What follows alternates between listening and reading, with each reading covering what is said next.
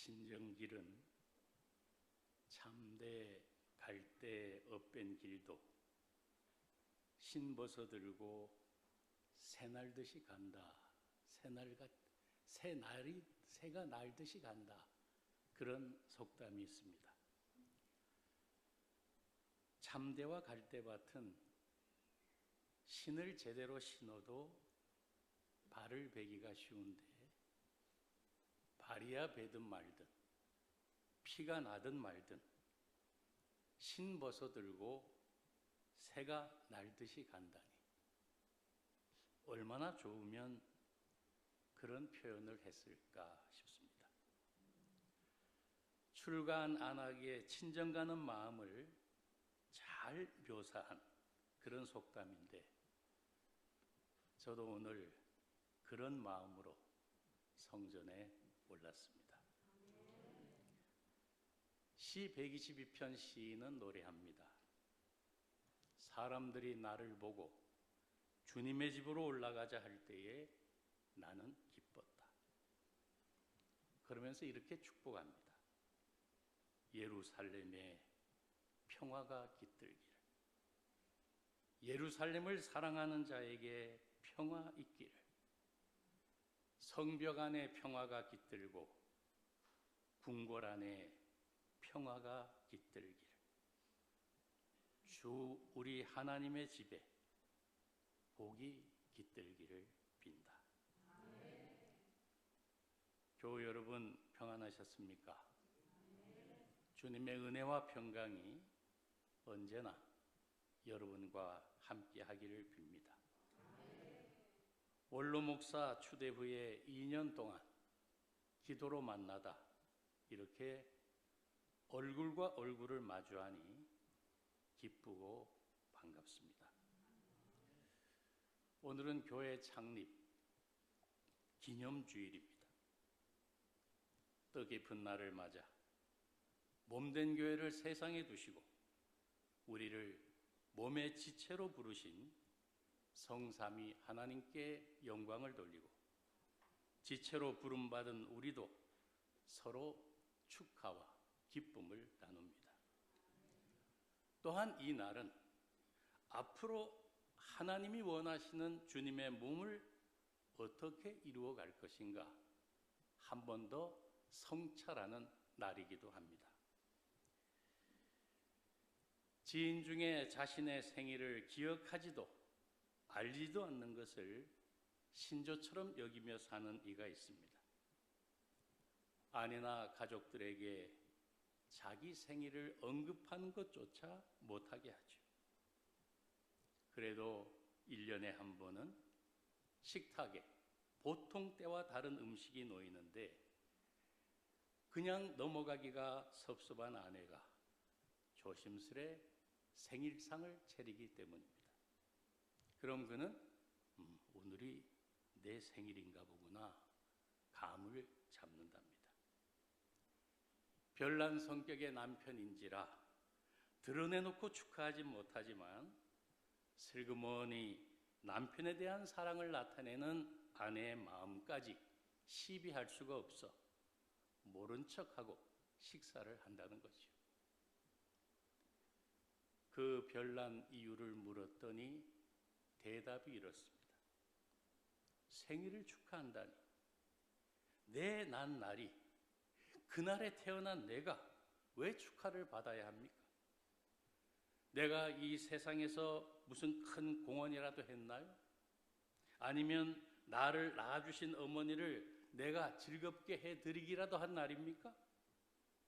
그날은 실은 나를 낳기 위해서 어머니가 생사를 넘나들던 고통 가득한 날인데 그리고 그날 이후 줄곧 이 못난 자식 키우느라 고생할 수밖에 없던 날인데 무슨 자축이란 말이에요.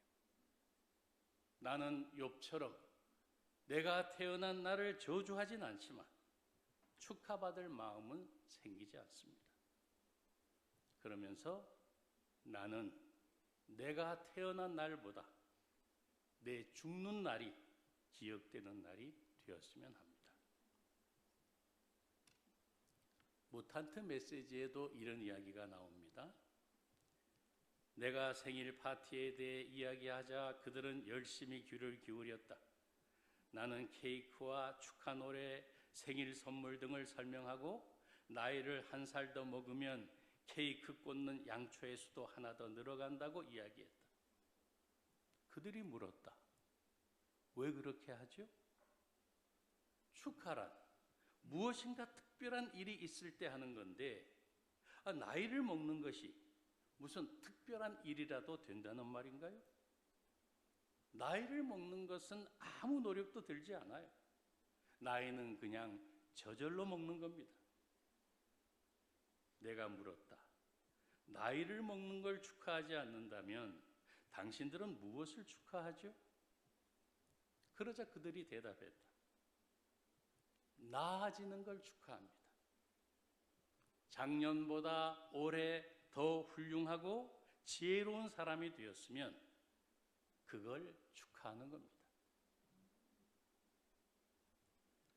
남편을 생각해서 생일상을 차리는 안하게 기쁜 마음도 우리가 가져야 되겠지만 겸허히 자신의 어제와 오늘 그리고 내일을 성찰하는 사나이의 숙연한 마음도 가져야 되겠습니다.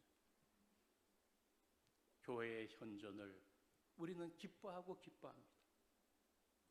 세상에 수많은 교회가 있지만 하나님께서 당신의 종들을 통해 이 드넓고 아름다운 교회를 우리에게 허락하셨습니다.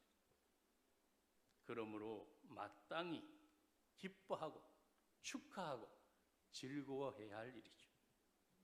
동시에 우리가 얼마나 주님이 의도하시는 교회를 이루어 왔나를 성찰하며 시작보다 끝이 더 창대한 그런 교회를 이루어가야 할 것입니다. 구미 영락교회가 그런 교회 되기를 축복하고 또 축원합니다. 교회가 무엇일까요? 여러 가지 정의가 가능하겠지만 사도 바울은 9절에서 교회는 평강 공동체라고 정의합니다. 평강의 하나님이 너희와 함께 계시리라. 평강의 하나님이 함께함으로 교회예요. 하나님 나라 새 가정인 교회에 가장 필요한 것, 그것은 평강입니다. 모든 게 다 있어도 평강이 없으면 좋은 교회가 아니죠.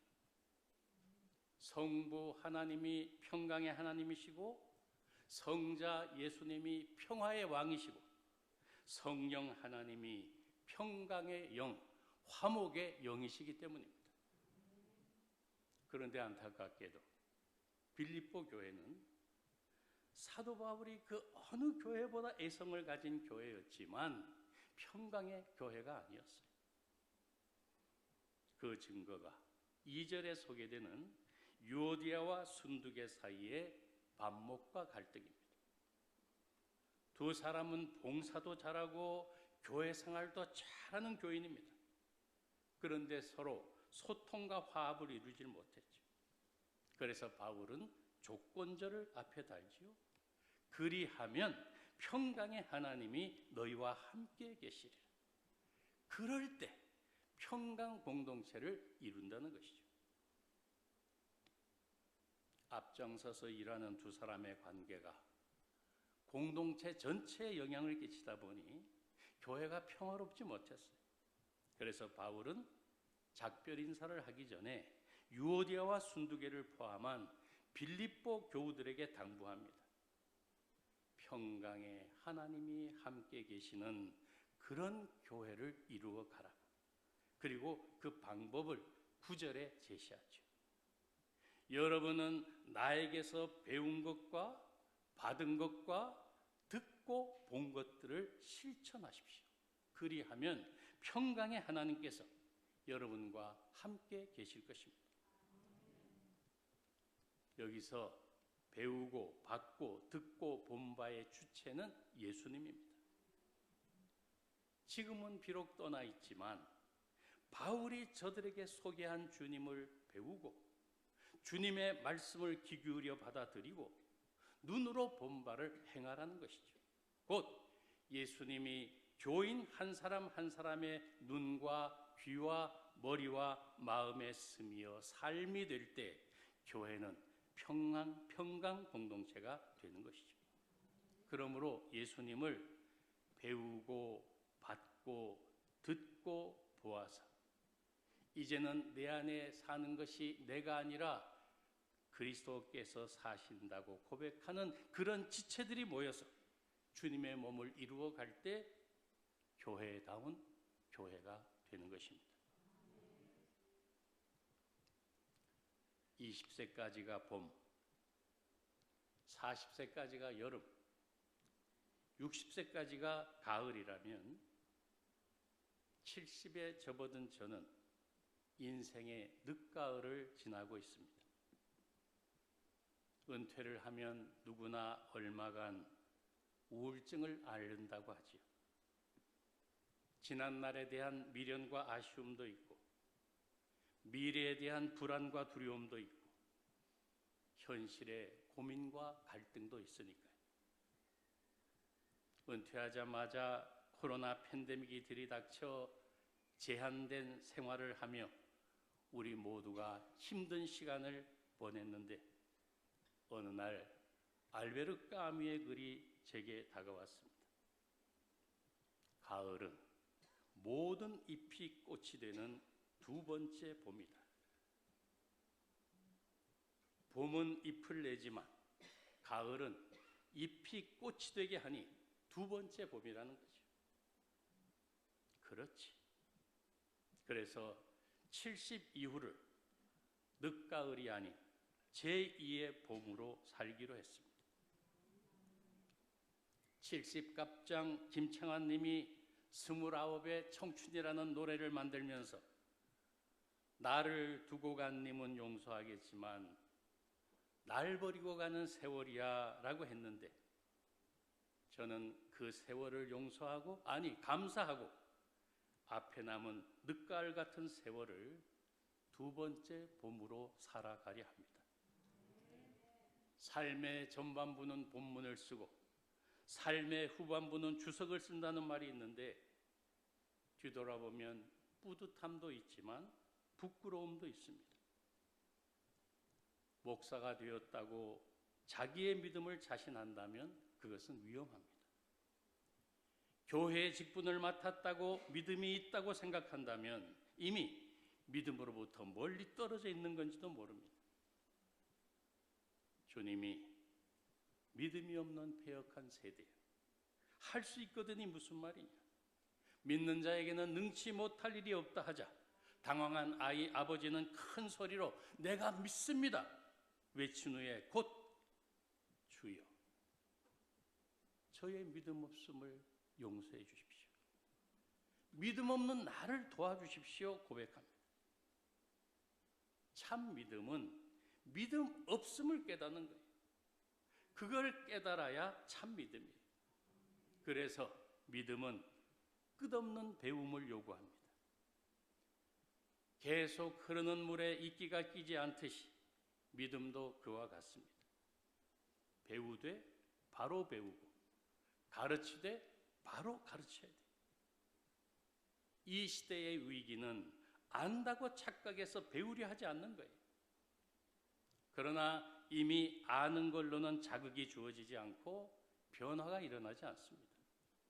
그래서 바울은 배움을 강조합니다. 배우라. 학생도 배우고 교사도 배우고 교인도 배우고 목사도 부단히 하나님의 뜻인 진리를 배워야 합니다. 선줄로 생각하는 자 넘어질까 조심하라는 바울의 경고는 시대를 초월한 촌철살인이죠.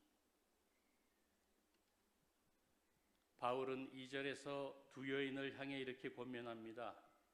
나는 유오디아에게 권면하고 순두계에게 권합니다. 3절 중반 이하 바울의 소개를 보면 이 두 사람은 권면할 것이 없는 믿음 좋은 사람들로 보여요. 이 여인들은 클레멘트와 그 밖에 나의 동력자들과 더불어 복음을 전하는 일에 나와 함께 애쓴 사람들입니다. 그들의 이름은 생명책에 기록되어 있습니다. 바울은 이 두 여인이 복음의 동력자들과 더불어 교회 일을 하며 복음을 전하는 일에 함께 애쓴 자라면서 그들의 이름이 하늘 생명책에 기록되어 있다고 말합니다. 그런데 바울은 그들에게 2절에서 이렇게 권면해요. 주님 안에서 같은 마음을 품으십시오. 한 마음이 되지 못했다는 거죠. 갈등과 반목이 있다는 거죠. 그래서 바울은 갈라져 대립하는 두 마음이 아닌 한 마음으로 변화를 기대하며 한 마음을 갖기 위해 저들이 배워야 할 그리스도인의 덕목을 조목조목 열거해 갑니다.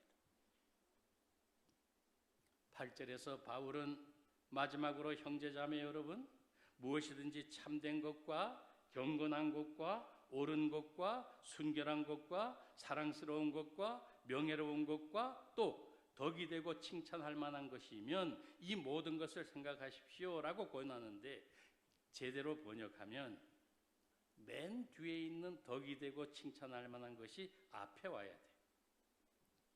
만일 무슨 비상한 탁월함이 있든지, 만일 무슨 칭송할 만한 것이 있든지가 전제입니다. 이것은 두 여인을 배려한 바울의 관용적 표현으로 두 여인은 교회 일에 타고난 능력을 발휘했고 그로 인해 교인들로부터 칭찬을 받고 생명책에까지 기록되어 있는 칭송받을 만한 일꾼들이라는 거예요. 그런데 그럴수록 8절의 덕목으로 자신을 살펴야 한다는 거예요. 유오디아와 순두개처럼 칭찬받을수록, 뛰어날수록 무엇이 참된지, 경건한지, 옳은지, 순결한지, 사랑스러운지, 명예로운지를 깊이 성찰하라는 거예요. 형식이 아니라 내용, 껍데기가 아니라 알맹이, 업적이 아니라 본질을 살피라는 거죠. 8절 마지막에 모든 것을 생각하십시오에서 생각하다는 말, 로기조마이, 이것은 계산하듯 꼼꼼히 따져 평가한다는 말로 자신의 마음바닥을 철저하게 훑어보라는 깊은 성찰을 요청하는 단어입니다. 교회가 무엇입니까? 너희 안에 이 마음을 품으라. 예수님의 마음을 품는 공부를 훈련하는 곳, 거기가 교회예요. 그래서 바울은 9절에서 배우고 받고 듣고 본 것들을 실천하라고 권면하죠. 그것을 삶에 적용하며 살라는 거예요. 그러면 평강의 하나님이 함께 할 것이라는 거죠. 평강은 저절로 오거나 다른 사람을 통해 오는 게 아니라 바로 나의 변화를 통해 옵니다. 딱딱하게 굳어있는 나, 변화 없는 나, 자기만 고집하는 나가 아니라 예수님을 잘 배우고 듣고 보고 알아 주님의 마음을 품고 사는 변화된 나를 통해서 나의 일상, 나의 가정, 우리 교회, 그리고 이 사회에 하나님의 평강이 임하는 거예요. 두 친구가 금강산 깊은 곳에서 돌을 닦는 스승을 찾아가서 글을 가르쳐 주십시오 부탁을 했습니다. 스승은 이 두 사람에게 천자문을 한 권씩 줬어요. 1년 동안 잘 배워와라. 한 친구는 꼼짝 않고 자리에 앉아서 천자문을 외우고 또 외웠습니다. 책이 다 달아서 헤어지도록 반복해서 읽다 보니까 어느 글자 뒤에는 뭐가 있고 어느 글자 앞에는 뭐가 있고 통달했어요. 다른 친구도 천자문을 공부했습니다. 그런데 이 친구는 어느 정도 읽다 보니까 더 이상 책을 통해서 얻을 것이 없다고 여겨졌어요. 그래서 책을 덮고 다른 친구와는 달리 금강산 유람을 떠났습니다. 길을 가다 두 아이가 떡을 한가운데 놓고는, 한 조각을 놓고는 반으로 나누고 있었어요. 됐지? 그 막대기를 옮겨가면서 서로에게 묻습니다. 그걸 지켜보던 젊은이는 아하, 가운데 중자는 저런 의미구나. 누구에게도 공평한 것이라는 사실을 깨우치죠. 하루는 논길을 지나다가 농부들이 새참을 먹고 있는데 권합니다. 새참 먹고 가시오. 내려가서 무더운 날 고생이 많으십니다. 인사하자 농부가 우리 같은 남정네들은 그저 머리에 논밭을 이고 사는 사람들이지요. 그 얘기를 듣는 순간 젊은이는 산의 남자의 뜻은 밭전자 아래에 심력자, 밭을 머리에 이고 힘을 쓰는 사람이구나 하는 사실을 깨닫게 됩니다.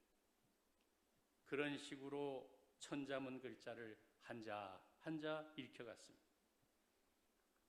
1년이 돼서 스승은 두 사람을 불러서 그동안 어떻게 공부했는지를 물었습니다. 두 사람의 이야기를 들은 스승은 껄껄 웃으면서 말합니다. 너는 천자문을 배웠고 너는 만자문을 익혔구나. 글자만 익힌 친구는 천자문을 배웠고 글자의 이치를 깨우친 친구는 만자문을 읽혔다는 것이죠. 이 이야기를 곱씹다 보면 나의 신앙은 듣고 본 천자문 수준일까, 둘러보고 깨달은 만자문 수준일까 성찰하게 됩니다. 머리로 배우는 것도 중요하지만 그 뜻을 가슴으로 깨닫고 깨달은 것을 삶으로 실천하는 것이 하나님께서 우리에게 바라시는 바일 겁니다. 이제 구미영락교회도 부록의 나이 40을 지나 하늘의 뜻을 안다는 지천명의 나이에 다가서고 있습니다. 교회도 나이값을 하는데 연륜이라고 하죠. 그것은 신앙의 성숙에 비례하는 바로 바른 배움, 바른 깨달음, 바른 실천으로 드러납니다. 그리고 그 성숙함은 자기 믿음의 부족에 대한 절실함이죠. 신앙은 하나님의 눈으로 자신의 마음 밑바닥을 보는 것이기에 늘 겸손할 수밖에 없고 송구할 수밖에 없어요. 이런 겸손과 섬김이 공동체의 기쁨이 되고 평안이 돼요. 그래서 바울은 권하는 거죠. 바울은 마지막으로 빌립보 교우들에게 모든 사람에게 이것을 알게 하라고 당부합니다. 모든 사람에게 알게 하는 것 복음이죠. 그런데 그 복음과 동격으로 언급되는 것이 무엇일까요? 코로나 팬데믹 이후 지난 5년 동안 사회적 갈등과 반목이 극심해지고 있습니다. 남녀, 노소, 빈부, 계층이 대립하고 반목합니다. 그러나 이런 혐오와 차별은 공멸로 가는 길이에요. 서로를 이해하고 포용해야 할 텐데 자기 중심에 갇힌 냉혹한 혐오와 멸시의 사회가 되어가고 있어요. 자, 이런 시대에 교회는 무엇을 하고 그리스도인은 무엇을 해야 할까? 그것은 바로 관용이라고 바울은 선언합니다. 여러분의 관용을 모든 사람에게 알리십시오. 주님께서 가까이 오셨습니다. 다가올 주님의 심판 앞에서 우리가 성찰해야 할 것은 내가 관용의 사람인가 하는 것입니다. 우리의 헤아림으로 우리가 심판받을 것이기 때문이죠. 유오디아와 순두계의 대립도 관용의 부재로 인한 것이었어요. 다양화와 다변화 시대에 우리에게 필요한 것 바로 관용입니다. 그리스도인으로서 모든 사람에게 알게 해야 할 복음, 그것은 관용입니다. 왜? 십자가는 관용이기 때문이죠. 우리가 죄인 되었을 때, 우리가 아직 연약할 때, 우리가 아직 원수 되었을 때 우리를 너그럽게 받아준 관용이 바로 십자가였습니다. 그런데 오늘 우리에게 그런 관용이 있을까요? 누가 그럽니다. 예수님은 매기도 하고 풀기도 하는 천국의 열쇠를 교회에 주셨는데 교회는 이것저것 매기는 잘하는데 풀기는 못한다. 개신교가 점점 사회적 입지를 잃어가는 것은 관용 대신 독선에 치우친다는 느낌을 주기 때문이죠. 약자들이나 소외자들을 좀 더 이해하고 인내와 배려를 가지고 대하기보다 성급한 판단과 섣부른 정죄를 앞세우다 보니 정작 하나님의 사랑을 말하고 십자가를 내세우지만 관용이라고는 찾아볼 수 없는 메마른 교리만 앞세우는 종교가 되어가고 있다는 거죠. 열심히 전도해서 어렵게 교회에 나왔는데 관용이라고는 없이 자기 주장만 내세우고 다투고 반목한다면 누가 교회에 다니려 하겠습니까? 사랑과 용서, 관용과 배려는 함께 가는 것이고 그것은 십자가, 곧 자기 부정을 통해서 이루어지는 것이죠. 16세기 종교개혁 때 프랑스에서 톨레랑스, 관용이라는 단어가 등장해요. 당시 사람들은 종교가 다르다는 이유로 수십 년 동안 서로 죽이고 죽는 그런 전쟁을 계속합니다. 이런 종교 간의 갈등을 해결하려고 프랑스 왕 앙리 4세가 노력하다 암살당하기도 했고 루이 14세 때에는 종교의 자유를 그나마 보장했던 낭트 칙령이 폐지되면서 수십만 명의 개신교인들이 목숨을 잃었습니다. 지금도 파키스탄에서는 무슬림들이 개신교인들을 죽이고 있어요. 나와 생각이 다르다는 이유로 서로 죽고 죽이는 이 전쟁에 지친 사람들이 외친 한마디, 그게 바로 톨레랑스, 관용이었고 그것이 바로 십자가로 중간에 막힌 담을 허시고 하나 되게 하신 주님이셨기에 교회의 상징은 십자가가 된 거예요. 우리 구미영락교회가 그런 교회가 되었으면 좋겠습니다. 바울의 당부처럼 모든 사람에게 관용을 알게 하는 실천적 신앙인이 되어 어디에서나 평화를 만드는 화평의 주인공들이 되었으면 좋겠습니다. 교회는 그리스도의 몸에 품을 늘리는 공동체이기에 우리가 늘려야 할 몸의 품은 공동체 너머의 세계를 지향해 가는 거예요. 누구도 섬이 아니고 교회도 이 사회 속의 섬이 아닙니다. 교회는 이 사회의 문제와 얽혀있는 공동 운명체이기에 세상에 대한 사회적 감수성을 잃지 않고 세상의 빛, 세상의 소금으로 존재해야 하는 것이죠. 그래서 평강의 하나님이 함께 하시는 교회다운 교회를 이루어가는 날마다 발돋움해가는 우리 구미영락교회가 되기를 주님의 이름으로 축원합니다.